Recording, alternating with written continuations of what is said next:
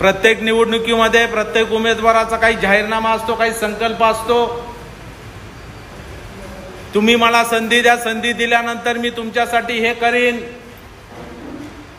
ही योजना आणील, ही जी एक प्रकारची बांधिलकी बॉन्डिंग त्या ठिकाणी उमेदवाराची असते, त्याची पूर्तता कुठेतरी संधी दिल्यानंतर 5 वर्षामध्ये त्या ठिकाणी झाली पाहिजे, ही किमान अपेक्षा मतदाराची त्या ठिकाणी असते।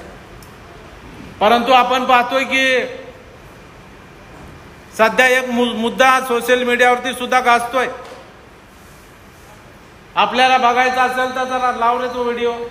मी आपल्याला शब्द देतो की किमान आगण सांगत नाही, 10 ते 15 हजार माझ्या तरुणाला रोजगार उपलब्ध होईल असा एक प्रकल्प या भागात आणीन तर 2024 ला तुमच्यापुढे मत मागायला येईल।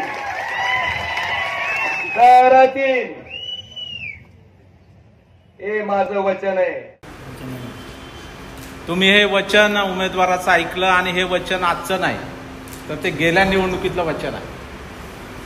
5 वर्ष झाली, त्याची पूर्तता झाली काय? 15,000 जाऊ द्या, 1,500 लोकांना रोजगार उपलब्ध करून दिला काय?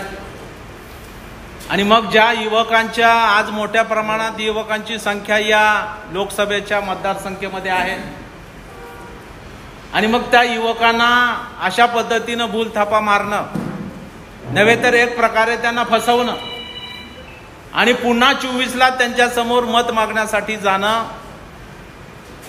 हे कुठल्या व्याख्येमध्ये बसतंय?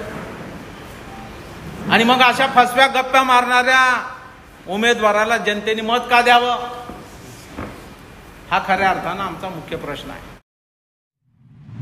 ताजे अपडेट्स मिळवण्यासाठी सिटी न्यूजला सबस्क्राइब करा आणि बेल आयकॉनला क्लिक करा।